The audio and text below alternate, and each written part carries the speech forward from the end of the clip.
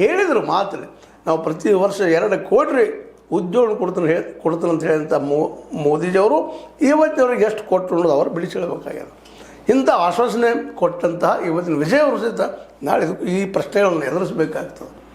ಅದಕ್ಕಾಗಿ ಅವ್ರು ಇರುತ್ತಿರೋ ಹೆಜ್ಜೆ ನೋಡಿದಾಗ ಸರಿಯಾಗಿದೆ, ಆದರೆ ಇನ್ನೂ ಭಾಳ ದೂರದ ಆ ದೂರದ ಒಂದು ಗುಣವನ್ನು ಮಟ್ಟವನ್ನು ಮುಟ್ಟೋದು ಭಾಳ ಸುಲಭದ ಕೆಲಸ ಅಲ್ಲ. ಕೇವಲ ಗ್ಯಾಲರಿಗಳನ್ನು ಕೊಟ್ಟು ಎಸ್ಕೇಪಿಸಮ್ ಅಂತೀವಿ ನಾವು ಅದನ್ನು. ಮೈ ಮೇಲೆ ಭಾಳ ಬಂದಾಗ ಒಂದೇನೋ ಒಗೆದು ಬಿಡುವಂಥದ್ದು, ಅದು ಅಲ್ಲೇ ನಿಲ್ಲುವಂಥದ್ದು, ಅದು ಆಗಬಾರ್ದು. ಶಾಶ್ವತ ಪರಿಹಾರ ಆಗಬೇಕಾಗಿದೆ. ಗಾಂಧೀಜಿಯವ್ರು ಬಯಸಿದ್ದು ಅದನ್ನೇ. ಅದಕ್ಕೆ ಅವರು ಸ್ಮಾಲ್ ಇಂಡಸ್ಟ್ರಿ ಬಯಸಿದ್ರು, ಗುಡಿ ಕೈಗಾರಿಕೆ ಬೆಳೆಸಿದ್ರು, ಪ್ರತಿ ಹಳ್ಳಿ ಬೆಳೀಲಿ ಅಂತ ಬಯಸಿದ್ರು, ಪ್ರತಿ ಹಳ್ಳಿಯಲ್ಲಿ ಪ್ರತಿಯೊಬ್ಬ ವ್ಯಕ್ತಿ ಉದ್ಯೋಗ ಸಿಗಲಿಕ್ಕೆ ಬಯಸಿದ್ರು, ಪ್ರತಿ ಹಳ್ಳಿಯಲ್ಲೂ ಶಿಕ್ಷಣ ಅವ್ರು ಸರಿಯಾಗಿ ಸಿಗಲಿಕ್ಕೆ ಬಯಸಿದ್ರು, ಹಳ್ಳಿಯೇ ಕೇಂದ್ರ ಬಿಂದು ಆಗ್ಬೇಕಂತ ಬಯಸಿದ್ರು, ಹಳ್ಳಿಯಲ್ಲಿ ಉತ್ಪಾದನೆ ಆಗಬೇಕು, ಅಲ್ಲಿದು ಹೋಗ್ಬೇಕು, ಅದೇ ಮಾರ್ಕೆಟ್ ಆಗಬೇಕು ಅಂತೇಳಿ. ಅದು ಯಾವುದೂ ಆಗಲಿಲ್ಲ. ಈ ಕೆಲಸವನ್ನು ಡಿಕ್ಟೇಟರ್ ಇದ್ದರೂ ಸಹಿತ, ಕಮ್ಯುನಿಸಮ್ ಇದ್ದರೂ ಸಹಿತ ಚೀನಾದಲ್ಲಿ ಮಾಡಿದ್ದಾರೆ. ಇವತ್ತು ಚೀನಾದಲ್ಲಿ ಅಲ್ಲಿ ಆಡಳಿತ ಮಾವೋ ಸೆ ತುಂಗ್ ಒಬ್ಬ ಡಿಕ್ಟೇಟರ್, ಒಪ್ಪು ನಾವು ಮಾತನ್ನು.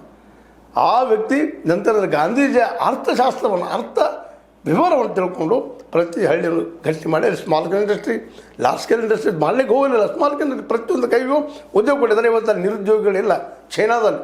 ಸ್ವತಂತ್ರವಾದ ಮೀಡಿಯಾಗೆ ಬೇಕಾಗಿರುವುದು ಸ್ವತಂತ್ರ ಧ್ವನಿ. ಆ ಸ್ವತಂತ್ರ ಧ್ವನಿ ಉಳಿಸಲು ನೀವು ಮಾಡಬೇಕಾದದ್ದು ಇಷ್ಟೇ. ಅದೇನಪ್ಪಾ ಅಂತಂತಂದ್ರೆ ನಿಮ್ಮ ಕೈಲಾದಷ್ಟು ಸಹಾಯ ಈ ಚಾನಲ್ಗೆ ಮಾಡಿ ಹಾಗೂ ನಿಮ್ಮ ಧ್ವನಿಯನ್ನು ಕಾಪಾಡಿಕೊಳ್ಳಿ. ಶಿಕ್ಷಣಕ್ಕೆ 20% ದುಡ್ಡಿನಿಟ್ಟ ನಮ್ಮಲ್ಲಿ ಆ ಜ್ಞಾನವನ್ನು ಹೆಚ್ಚು ಮಾಡ್ಕೊಂಡಿದ್ದಾರೆ.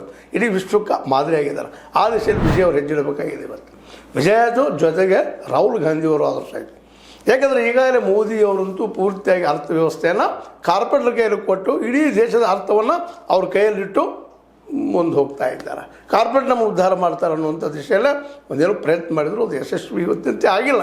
ಎಂತಹ ಅಮೆರಿಕ ರಸಿತ ಆಗಿಲ್ಲ. ಅಮೆರಿಕೆಯ ಸೋಲಿಗೆ ಇವತ್ತು ಕಾರಣ ಅಲ್ಲಿ ಅತಿಯಾದ ಕಾರ್ಪೊರೇಟ್ ಪರಿಸ್ಥಿತಿನ. ಇವತ್ತು ಸಣ್ಣ ಇರಾನ್ ಇವತ್ತು ಒಂದು ಸಣ್ಣ ಮೂಲೆಯಲ್ಲಿರುವಂಥ